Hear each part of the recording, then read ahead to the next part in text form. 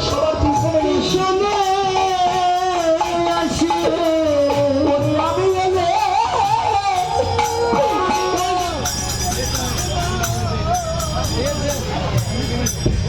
আগে গেলে সবার পিছনে আছি আমি গেলে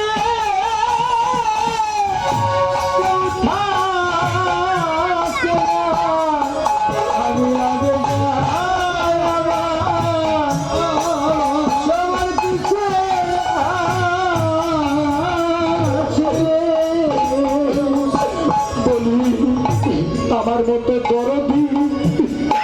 আর কেউ নাই রাধে আমার মতো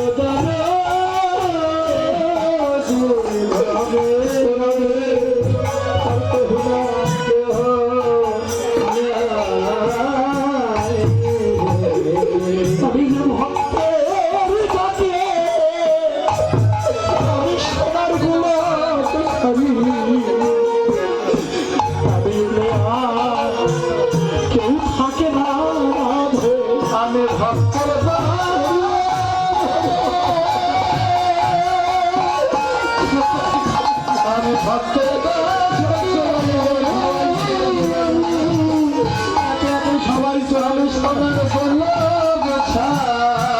আমি আর কেউ থাকে না পলাশ বীরেন্দ্র কথাটা সত্য না আমার বাবা বৃদ্ধ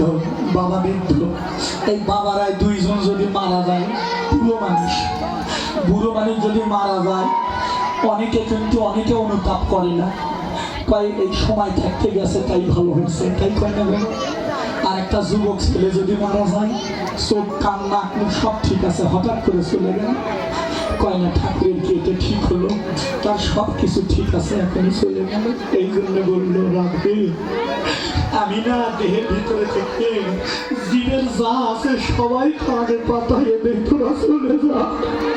কারণ আমি যদি তোদেরকে ফেলে রেখে চলে যাই তোদের আর কোনো গতি হবে না তোরা চলে যা এই জন্য রাধে যাওয়ার সময় আগে যাই ভগবান যখন গোসারণে গেল আগে গেল যেদিন আমার জন্ম হলো সেদিন এই বিন্দু রূপে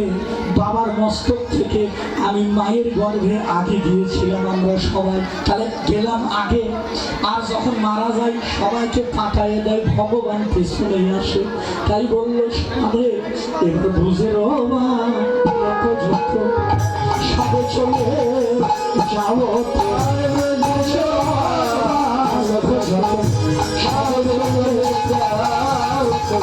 আজ তুমি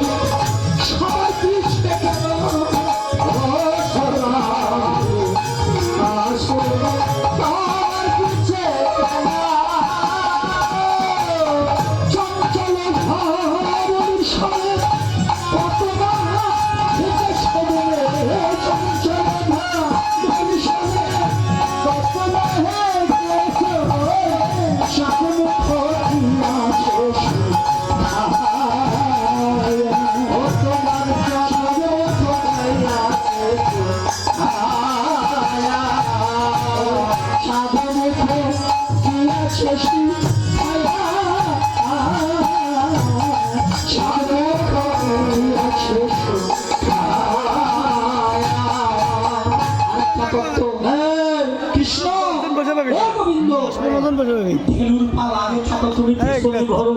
সারাদিন পিছে পিছে ঘুরতে ঘুরতে প্রখর রবির তাপে তোমার বদনটা মলিন হয়ে গেছে হে গোবিন্দ পলাশ তোমার সঙ্গে কথাটা আরো বিশেষ দরকার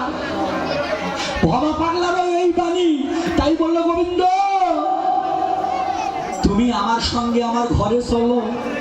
ধেনু তোমার আগে থাকে তুমি পিছনে থাকো আমার মনে হয় গোবিন্দ তুমি ভগবান হইতে পারো এখনো ভালো ধেনু চড়াতে শিখো নাই গোবিন্দ বলল রাধে তোমার ঘরে গেলে কি হবে রাধারানী বললো গোবিন্দ তুমি যদি আমার ঘরে আসো আর আমি যদি তোমাকে ধেনু চড়ানো শিখে দেই হে গোবিন্দ এখন তো তুমি ধেনুর পিছু পিছু একটু ঘোরো, আর আমি যদি ধেনু চড়ানো শেখাই, হে গোবিন্দ, ওই ধেনুর পাল তোমার পিছনে ঘুরবে। ধেনুর পাল তোমার পিছনে